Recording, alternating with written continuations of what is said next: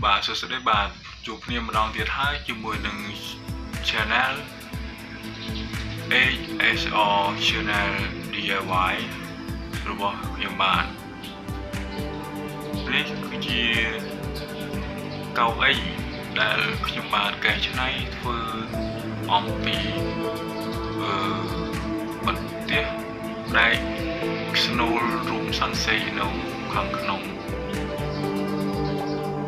បាទដែកនេះវាមានកម្រាស់រាងក្រាស់សម្រាប់យើងដាក់ប្រដាប់យើងដាក់កញ្ចក់ឡានយកដាក់មកវាអាចក្រមុំហើយវាមានភាពរឹងមាំស្អាតប្រើធន់ជាប់បានយូរវាមានទម្ងន់ធ្ងន់ហើយស្អាតមែនទែនបងប្អូនទាំងហើយគឺជាហាងខ្ញុំបាន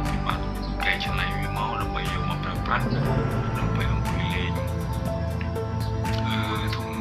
សាំងហ្នឹងធុងដែកបន្ទះដែកហ្នឹង